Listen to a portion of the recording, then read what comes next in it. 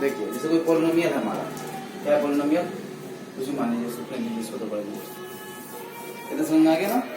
तो दिक्कत फिर पूछिएगा ना बाद में, पढ़ के आइएगा तब पूछिएगा, तो पढ़ के आइए तभी डाउट्स होंगे, पढ़ के आइए तो कोई डाउट नहीं होता। समझता क्या है, तो मान लीजिए इसको हम ऐसे लिखते हैं पी एक्स, इसका मतलब क्या है, क्या मतलब है पी एक्स लिखने का, पी फॉर पॉलिनोमियल लेके चलिए आप। देखिए बात है नोटेशन से हिंदी के हिसाब से है नहीं, बहुपद ब एक्स ले लिखेंगे, ब क नहीं लिखेंगे।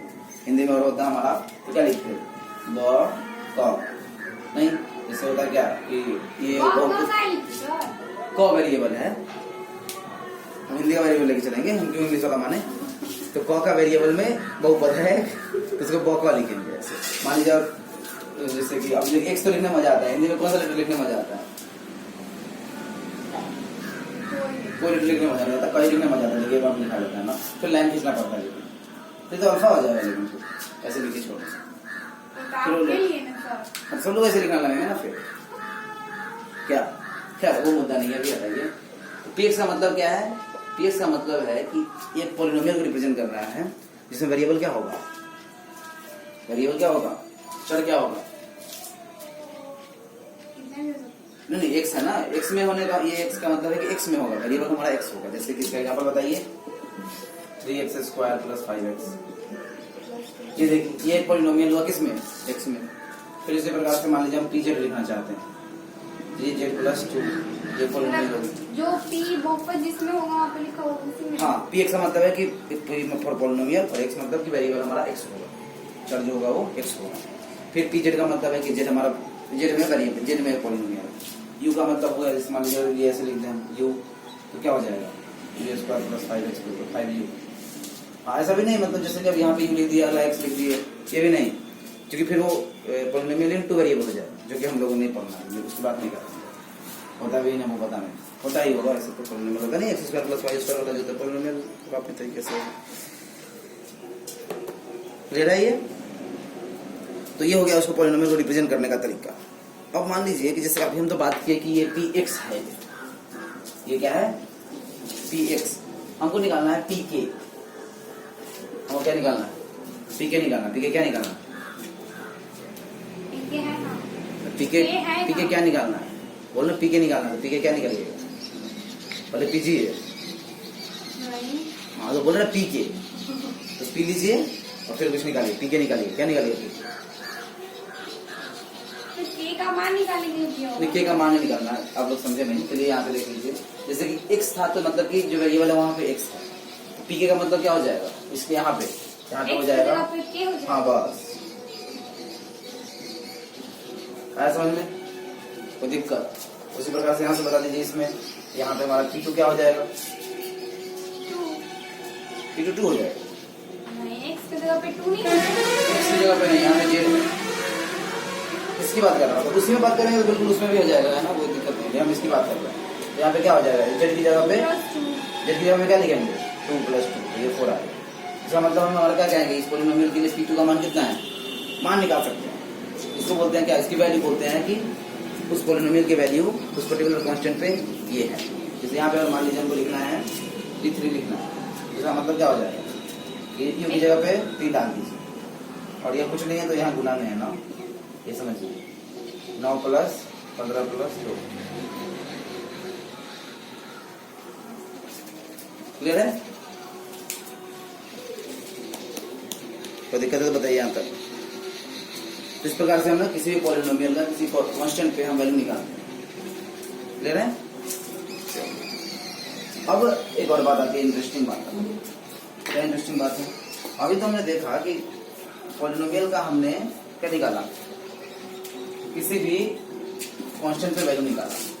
अब हमने क्या करने वाले हैं कि हमको ना जीरो निकालना, मतलब जीरो मतलब कि अब हमको ये जानना है कि आखिर कोई पॉलिनोमियल, किसी पॉलिनोमियल का मान जीरो कब होगा, क्या होगा, जीरो कब होगा, तो उसको क्या कहेंगे, उसको बोलेंगे हम पॉलिनोमियल के जीरो। हिंदी में क्या कहते हैं, शून्य, शून्य कहते हैं, हाँ शून्य को हिंदी में कहेंगे, देखिए क्या है, शून्य कहते हैं, शून्य, हाँ समझ में आया क्या है, तो जैसे मैंने किसी पॉलिनोमियल का मान जिस वैल्यू पर जीरो हो जाए, जैसे बात वैल्यू निकाले ना, तो ये वैल्यू निकाले तो कभी जीरो भी तो आ जाएगा, वैल्यू नहीं आ जाएगा, समझ में आया कि नहीं आया? हाँ, तो जैसे वैल्यू निकालेंगे, अलग अलग वैल्यू डालेंगे हम, एक्स की वैल्यू जो भी डालते जाएंगे अलग अलग वैल्यू जाएंगे, तो अलग अलग वैल्यू जाएंगी तो कभी तो जीरो आएगा। तो किसी भी पॉलिनोमियल के किसी भी बहुपद में जिस वैल्यू को रखने पर जीरो आ जाए उसको पॉलिनोमियल क्या कहेंगे? शून्य कहेंगे, जीरो कहेंगे। एक है तो जीरो, बहुत सारे तो जीरो कहेंगे। क्लियर है कि नहीं? समझ में आई बात? क्लियर? जैसे कि अगर मान लीजिए कि कोई, अब याद कीजिए जब आप 6ठी 7वीं में पढ़ते होंगे लीनियर इक्वेशन सॉल्व करना, याद है?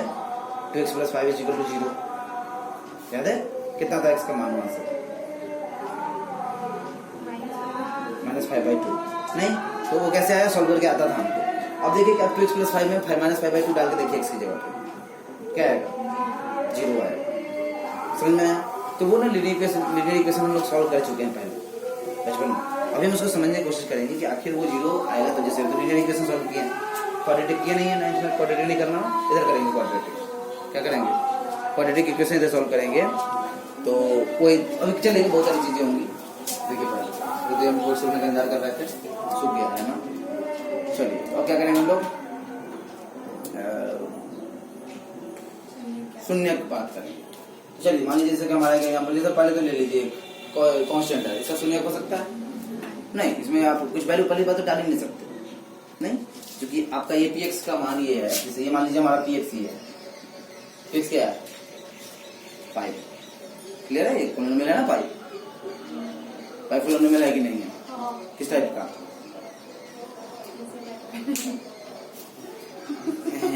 कॉमेडी शो नहीं चल रहा है ना, किसी टाइप का नहीं, एक पदी है और घात के आधार पे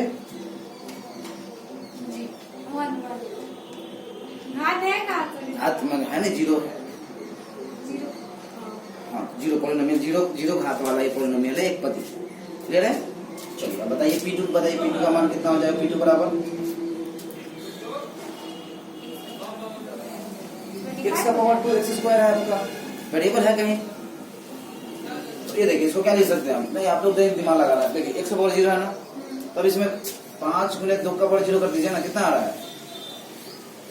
5z रहेगा ना। t⁻3 बताइए P3 में कितना होगा? 5 रहेगा, हमेशा 5 रहेगा P-5 पर। तो इसीलिए तो कांस्टेंट है ना कि आप वेरिएबल चेंज करने से इसका मान नहीं बदल रहा है। अभी ग्राफ बनाकर हम समझाएंगे नहीं, अभी बाद में ग्राफ बनाइएगा, समझ में आया? तो वो क्या होता है कि वो आप जैसे कि वेरिएबल आप कुछ भी लीजिए, क्या लीजिए? कुछ भी वेरिएबल जो है ना आपका चर जो है, जो वेरी करा रहे हैं आप, तो आप कुछ भी लीजिए, लेकिन उसका जो मान आएगा वो हमेशा वही आएगा। लेकिन यहाँ पे ये सब अब इसके बाद जब जैसे हम ये चेंज करेंगे ना, जैसे 2x + 3 है, अब पता है क्या होगा? अब हर एक अलग x के लिए ना अलग वैल्यू है, लेकिन ऐसा होगा ना, जैसे क्वाड्रेटिक में आपको 2 वैल्यू पे एक ही आएगा, ऐसा हो सकता है नहीं? देखिए कैसे, देखिए 2x² + 5। अब देखिए इसमें P1 डालिए, बताइए कितना आ रहा है? कर देंगे पिटाई हम। हाँ, 1 का पावर 2, 1 का पावर 2 कितना होता है? 1 + 5 7।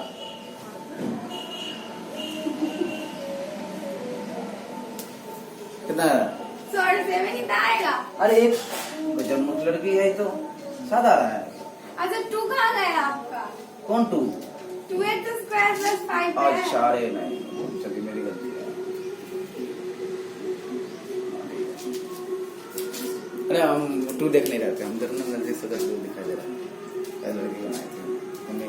चलिए मेरी गलती, ये हो गया ना, तो ये आपका 7 आ गया। अब -1 पे निकाल के दिखाइए।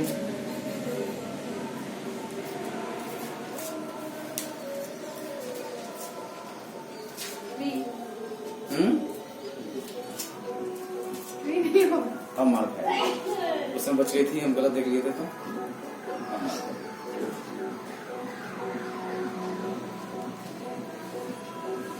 कितना रख गई? 7 ही आएगा। 7 ही आएगा। क्योंकि अब क्या हो जाएगा 2 इंटू -1 का पावर 2 प्लस 5, तो 2 इंटू -1 ये तो 1 ही हो जाएगा, तो ये साथ ही आएगा। तो देखिए आपके दो अलग अलग वैल्यूज पे सेम ही वैल्यू आ रही है। मुद्दा ये नहीं, वो जो हम बताना चाह रहे थे वो हम बोले थे कि अलग अलग वैल्यूज पे अलग अलग आएगी, इसलिए बताए थे ऐसा नहीं होगा। इस केस में ऐसा नहीं होगा, इस केस में हर अलग वैल्यू पे अलग अलग वैल्यू आएगा। x का मान अलग अलग लीजिए और हमेशा एक अलग वैल्यू आएगा, ठीक है। इसको ग्राफ के माध्यम से नहीं, उसमें अल्लाह ऐसा नहीं आएगा।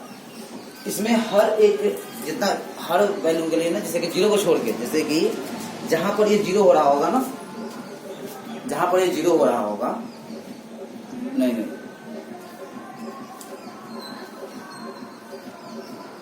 जहां पर ये मिनिमम होगा ना, मिनिमम मैक्सिमम, उसको छोड़ के हर वैल्यू 2 बार आएगी।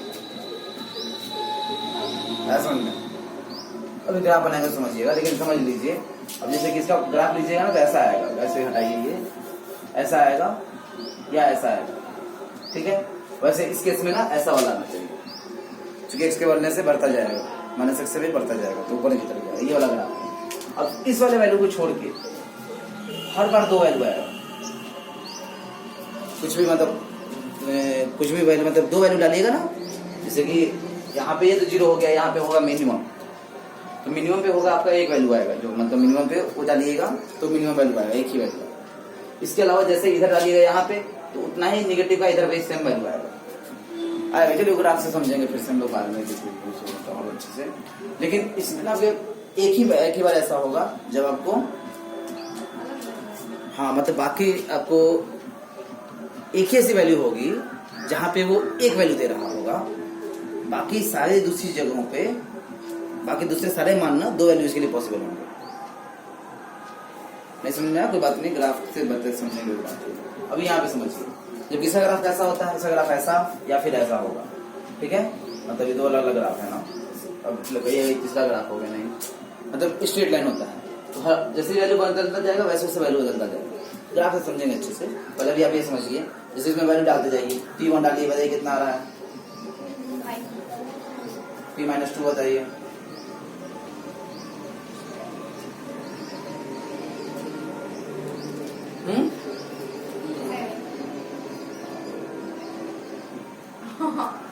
कितना आ रहा है? नहीं आ रहा है, 3 आ रहा है। बाप रे बाप, कैसे हो गया कर सके काम। पावर नहीं है वहाँ पे सर, हमको लगा कि पावर दिया हुआ एक्स्ट्रा। अरे हर बार क्वेश्चन हम ही गलत पढ़ेंगे नहीं ना, बदमाशी नहीं, तो -1 आ गया, ठीक है। तो यही बात है कि ये क्या हो गया, ये हो गया आपके वैल्यूज हो गए P-2, P1, ये वैल्यूज हैं इसकी। लेकिन हम क्या बात कर रहे थे, सुनने की बात कर रहे थे। हम बात कर रहे थे कि x का वो मान जहां पे वो 0 हो जाए, इसकी बात कर रहे थे। x का वो मान जहां पे वह 0 हो जाए, समझ में आया ना? ये किस प्रकार से अलग अलग वैल्यूज पे हम अलग अलग किसी भी पॉलिनोमियल का मान निकालेंगे। Px होगा एक, तो P5, P7, Pk, Pu, Pz, even हम z रिप्लेस भी कर सकते हैं। मान लीजिए अगर हम लिखते इसी को Pz लिखते तो क्या हो जाएगा, 2z+3 हो जाएगा। इसको लिखते कुछ भी ऐसे ही कर, समझ में आया नहीं? तो हम उसका वेरिएबल चेंज कर सकते हैं, उसमें किसी कांस्टेंट का मान रख सकते हैं, ये सारे कर देंगे और एक नया मतलब उसका वैल्यू आएगा, या फिर पॉलिनोमियल चेंज हो जाएगा। चेंज तो नहीं होगा, मतलब जस्ट वेरिएबल चेंज हो जाएगा, उसी को रिप्रेजेंट करने का तरीका बदल जाएगा। खैर हम इंटरेस्टेड हैं उसके वो वैल्यू में। अब ये जो x के अलग अलग वैल्यू जो ले रहे हैं ना, हम इसमें इंटरेस्टेड हैं। वैसे ये निकालने के लिए आपको पूछा जाएगा कि इस पॉलिनोमियल का इतने पे मान बताइए, ठीक है, और भी इससे जुड़े हुए बहुत सारे क्वेश्चन बनाए जा सकते हैं। लेकिन हम इंटरेस्टेड इसमें नहीं, हम इंटरेस्टेड हैं इस बात में कि आखिर वो कौन सी वैल्यू है जहां पर जिस पर उस पॉलिनोमियल का मान कितना हो जाएगा, 0 हो जाएगा। हम इसमें इंटरेस्टेड हैं, समझ में आया? चलिए, तो कांस्टेंट वाले की बात बता दीजिए। कांस्टेंट जो भी पॉलिनोमियल लिखे थे सबसे पहले यहाँ पे हम, वो कब 0 होगा? 5 हाँ नहीं होगा, हाँ नहीं होगा। चलिए बहुत बढ़िया, क्योंकि वो पता है, अभी हम बात की कि मतलब हमेशा कुछ भी वैल्यू लीजिए वो कितना रहेगा, कितना रहेगा, 5 ही रहेगा, नहीं कोई दिक्कत। हाँ आप कहिए कि अच्छा तो आप गरीब मजे ले रहे हैं। हम मान लीजिए Px लिख दिए, हम क्या 4 लिख दिए, P0 लिख दिए, इसका मतलब क्या है 4x⁴ नहीं। अब हम मान लीजिए P0 लिख दिए, तो 4 इंटू 0 का पावर 0, 0 का पावर 0 मतलब 0 बार लिखना है। 0 कैसे लिखेंगे वैसे? हाँ, इसीलिए ये नॉट डिफाइंड होता है, इनडिटरमिनेट फॉर्म है, या पढ़िएगा बाद में, ये ना सॉल्व नहीं कर सकते।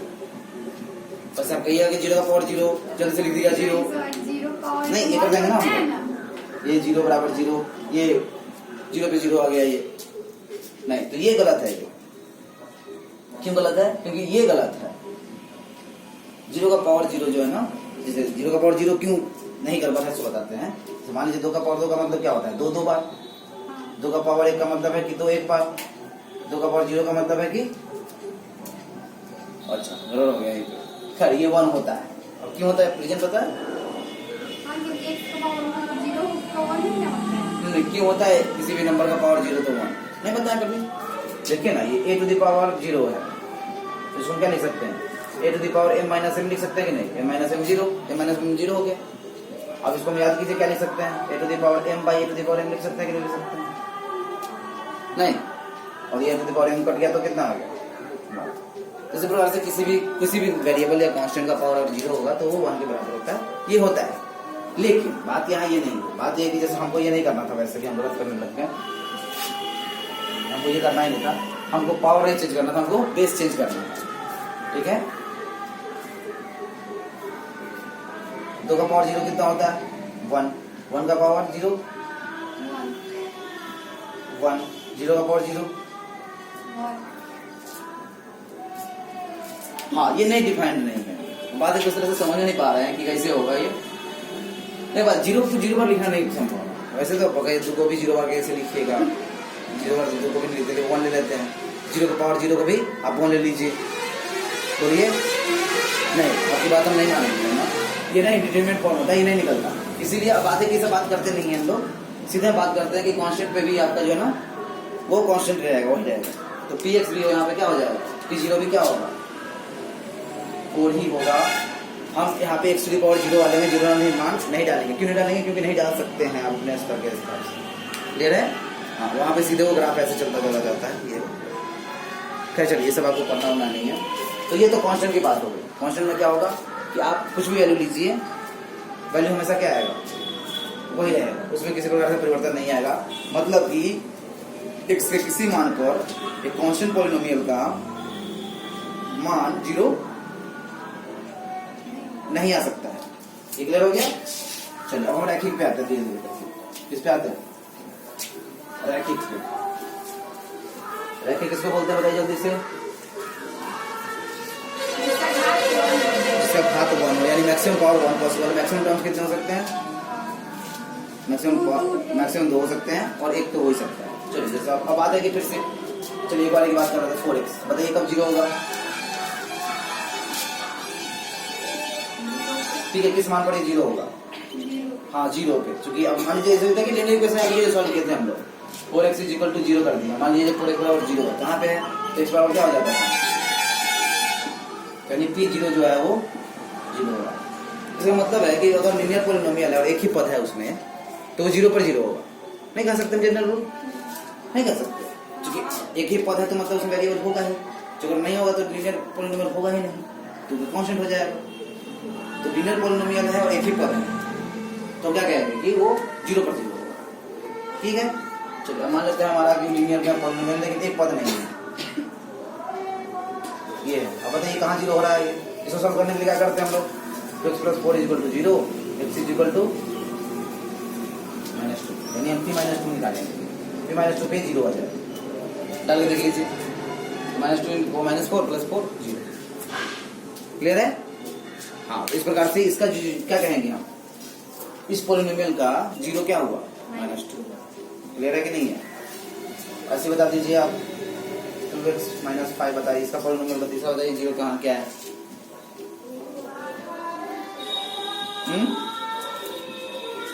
बताइए जल्दी से।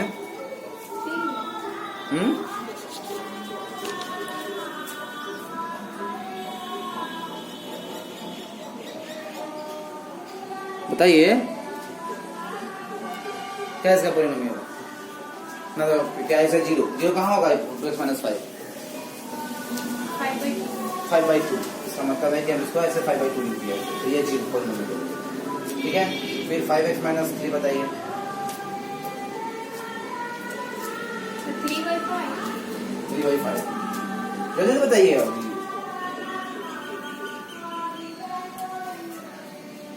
-4/3 -4/3 -3/5 हाँ, यही बात कहना चाह रहे हैं। ये जनरल एक नियम निकल के आता हुआ दिख रहा है यहाँ पे कि आपको अगर पोलिनोमियल का निकालना है ना, आप क्या कीजिए कि इसका जो b वाला पार्ट है, जो कांस्टेंट है, ठीक है, क्या है, कांस्टेंट है, उसका नेगेटिव ले लीजिए। देखिए यहाँ पे कांस्टेंट का क्या है, कांस्टेंट क्या है यहाँ पे -5, इसका नेगेटिव ले लिए और 2 से भाग दे दिए। 2 यानी जो x का कोएफिशिएंट है, नहीं तो जो कांस्टेंट है उसका नेगेटिव ले लीजिए और जो x का कोएफिशिएंट उससे भाग दे दीजिए। 0 आ जा रहा है कि नहीं आ रहा? हर बार देखिए, हर बार यहाँ पे देखिए, -3 का नेगेटिव ले लिए 3 और x का कोएफिशिएंट 5 से भाग दे दिए। यहाँ 4 है +4 तो उसका माइनस ले तो -4 और 3 से भाग दे दिए। यहाँ p का नेगेटिव ले लिए, ऐसे आगे। क्लियर है कि नहीं? तो इसका मतलब ये है कि अगर हमको एक लीनियर पॉलिनोमियल के जीरोस की बात करनी होगी, किसकी बात करनी होगी?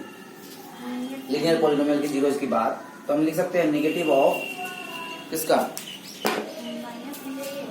Minus negative of constant term divided by coefficient of x। हाँ, यहाँ पे आपको लिखा हुआ होगा वो हिंदी में, देखिए कोएफिशिएंट ऑफ x में देखिए हिंदी क्या लिखा हुआ है, गुणांक। x कोएफिशिएंट को क्या कहते हैं? हाँ चलिए देखिए, उसमें से हम लोग ढूंढ रहे थे कोएफिशिएंट जो है उसको क्या बोलते हैं? हाँ, गुणांक। देखिए आपके सर जी ठीक नहीं है, हिंदी नहीं आता उनको। खैर देखिए हमारे देश में क्या है ना, हिंदी नहीं आने पे ना गर्व करते हैं लोग, इंग्लिश नहीं आना सबकी बात होती है। तो वैसे हमको इस बात का कोई गर्व नहीं है कि हमको हिंदी नहीं आता, आना चाहिए था हमको भी। ठीक है, क्लियर है कि नहीं आया? हाँ, इसको हम कैसे लिख सकते हैं? इसको डायरेक्ट ऐसे लिख सकते हैं -b/a। ठीक है, अब इसको देखिए, अब ये जनरल कैसा कुछ याद करने की जरूरत नहीं है, क्योंकि आसान सी चीज है, हमेशा आप निकाल सकते हैं, तो प्रॉब्लम नहीं होगी। मुद्दे की बात ये है कि जैसे मान लीजिए हमारे पास है, अब बताइए जैसे उस फॉर्मूले का इस्तेमाल करके बताइए 3 - 4x, बताइए क्या हो जाएगा इसका आंसर? -3/4। कैसे? तो देखिए कांस्टेंट का नेगेटिव लिया हमने और डिवाइडेड बाय, तो क्या आया? जा देखिए इतने आसानी से फंस जाते हैं आप लोग। अश्विनी कैसे होगा? आपको नियम क्या था? जो कांस्टेंट, और वैसे भी देखिए ना, इसको 0 कीजिए तो क्या हो जाएगा? 3 = 4x हो जाएगा, तो x बराबर क्या हो जाएगा? ये तो सोल्व कर लीजिए, और नहीं तो जो रूल बताएगा उसको फॉलो कीजिए, ऐसे कुछ भी मत बोल दीजिए। ठीक है, हाँ, यहाँ क्या होगा कि आपको क्या लेना है कि कांस्टेंट जो है उसका नेगेटिव लेना है। तो कांस्टेंट क्या है? 3, उसका नेगेटिव ले लीजिए और x का कोएफिशिएंट यहाँ पे -4 है, ऐसा में हाँ फंसी नहीं इतनी आसानी से हैं? देखिए गलती कर दी। देख लिए ना, चलिए बहुत बढ़िया। अब बता दीजिए, इसका बता दीजिए, इसका बताइए 0 क्या है? -2/5। सही है, चलिए देखते हैं कांस्टेंट का क्या होगा। कांस्टेंट का नेगेटिव वैसे गलत रहता है ना, और कोएफिशिएंट ले लिए तो क्या आ गया? देखिए हर बार फंसिएगा ना, इसीलिए बोल रहे हैं कंसेप्ट ठीक रखिए, समझने पे ध्यान दीजिए। आप इसको उधर लेके जाइए ना, इधर लेके जाइए तो क्या होगा? -2 नहीं हो जाएगा? बराबर 0 है तो जब लड़की है -2 हो गया, x बराबर क्या हो जाएगा? बढ़ गया ये।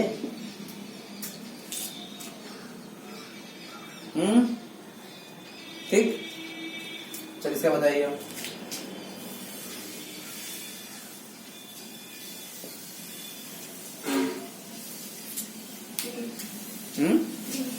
थ्री नहीं, चलिए देखते हैं कांस्टेंट का क्या हो गया।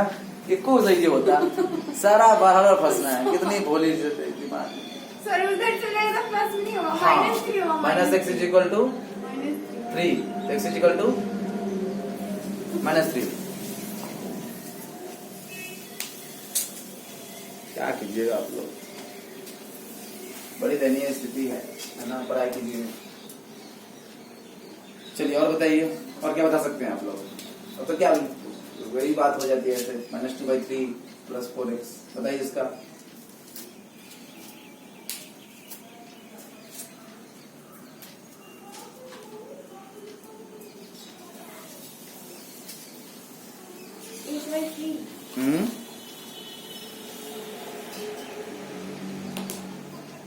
क्या?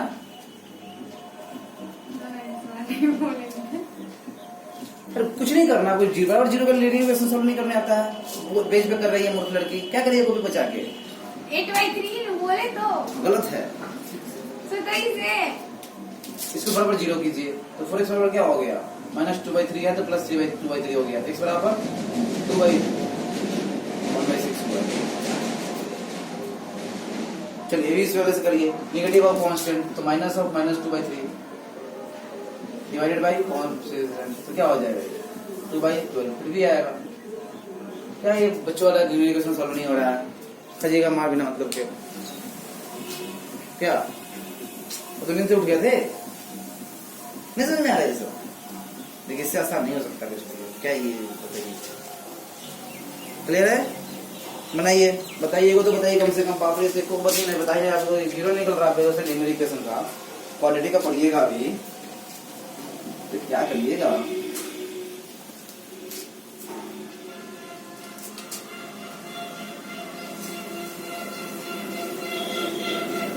इसका बताइए जल्दी से, एक को तो बताइए कम से कम, बंद करें हम।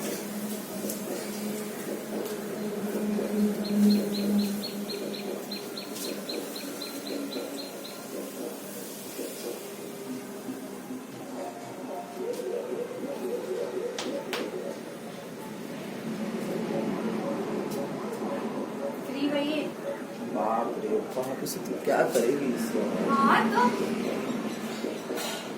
वही सही मार खा जाएगी यार। अरे पिटाई हम सॉल्व बनाते हैं, हम बनाएंगे।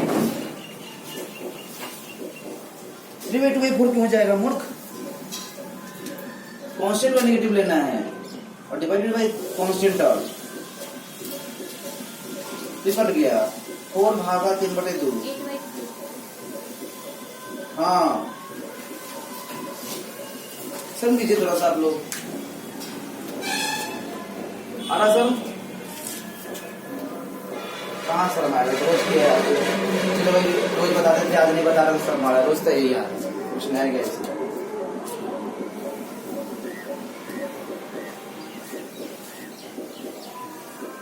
चलिए बताइए जल्दी से।